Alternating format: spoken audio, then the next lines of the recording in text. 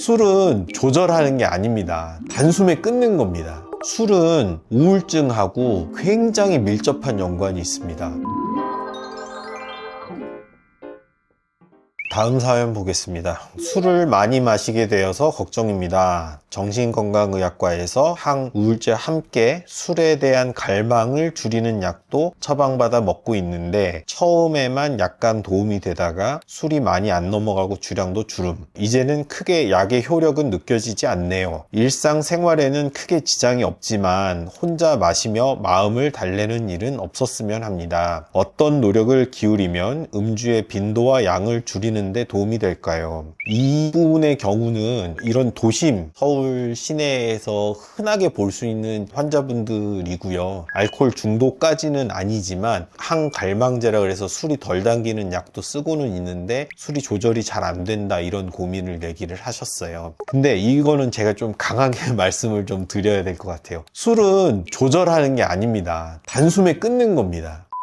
끊는 것만 있지 조절하는 거는 없어요. 세상에서 제일 힘든 게 술을 적당히 조절해서 마시는 거예요. 술 문제가 없으신 분들도 오늘은 딱 2잔만 마셔야지 3잔만 마셔야지 이거 성공적으로 잘 되시는 분들 있나요? 거의 없거든요. 술이라는 게 원래 특성이 그렇습니다. 술을 줄여가면서 어떻게 조절을 해보겠다라는 이 접근 자체가 좀 문제가 있다라는 거를 아셔야 돼요. 물론 그렇게 며칠을 하시다가 어떤 계기로 인해서 또 참지 못하고 잠깐 술을 마시게 되고 이런 일들이 있을 수 있습니다. 그런데 술은 원래 그렇게 끊어가는 거예요. 한 번에 안 되더라도 오늘 당장 끊고 최대한 유지할 수 있을 때까지 유지를 했다가 실수로 다시 마시게 되면 그날 당장 또 끊기를 시작하는 겁니다. 그런 식으로 몇 번을 반복해 나가면서 술을 끊는 거고, 이분은 다행히 지금 병원 다니면서 약을 복용하고 계신다 그랬어요. 항우울제도 드시고 이렇게 하고 계신다 그랬으니까 아주 잘 하고 계신다라고 제가 좀 칭찬을 일단 해드리고 싶고, 술은 우울증하고 굉장히 밀접한 연관이 있습니다. 우울증이 있는 분들이 술을 막 찾게 되는 경우도 있고, 술을 오래 드신 분들이 우울증이 쉽게 걸리기도 하고 얽혀서 이렇게 돌아가는 현상들이 생기게 되는데, 반드시 우울 증상 같은 것들을 같이 겪고 있을 때는 우울 증상의 치료와 술을 끊는 시도를 동시에 병행해야 된다, 이렇게 말씀을 드려야 될 것 같고요.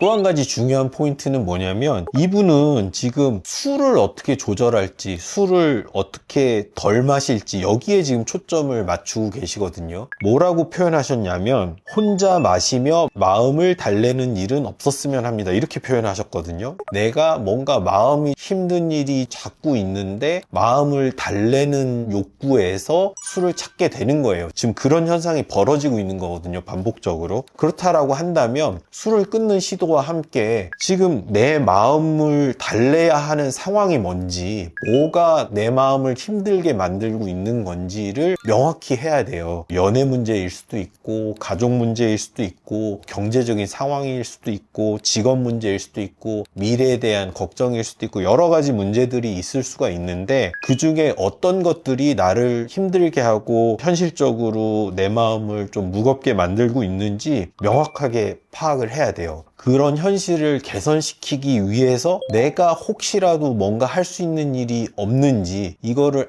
아주 자세하게 파악을 좀 해볼 필요가 있어요. 약도 먹고 있고 술 조절하려는 노력도 하고 계시는데 뭔가 완전히 나아지지 않고 이렇게 지속되고 있는 상황으로 봐서는 뭔가 지금 현실 문제가 있으신 거예요. 현실 문제를 파악해서 조치하는 게 반드시 필요하다, 이 말씀을 좀 드려야 되겠고, 나 이미 다 하고 있는데 선생님이 또 내 마음을 너무 몰라준다, 이렇게 말씀하실 수도 있을 것 같아요. 맞아요. 그런 경우도 있거든요. 어떤 분들 보면은 병원도 다니고 있어요. 운동도 하고 있어요. 명상도 하고 있어요. 잘 먹고 잘 자려고 시도하고 있어요. 술도 안 마시려고 하고 있어요. 그런데도 좀처럼 좋아지지 않아요. 이렇게 호소하시는 분들 글을 봤어요. 그럴 때는 방법이 없어요. 좀 기다려야 돼요. 인생에 큰 흐름이 있잖아요. 밀물이 있으면 썰물이 있고 이런 것처럼 막 우리한테 나쁜 일들이 있고 우리가 어떻게 우리 힘으로만은 돌파하기가 힘든 그런 상황에 처해 있을 때도 있는데 그때는 좀 버티고 이악 물고 기다리고 있다가 보면 또 그 밀물과 썰물이 이렇게 지나가면서 긍정적인 사건들, 내 삶의 희망이 되는 여러 가지 이벤트들이 또 우리한테 도움을 주는 그런 시기가 반드시 찾아오거든요. 절망적인 상황이 계속될 것 같다라는 생각이 들 때일수록 영원하진 않아. 결국 지나가고 또 좋은 시절이 와. 이런 걸 스스로 되새기면서 좀 버티고 기다리시면 좋을 것 같아요.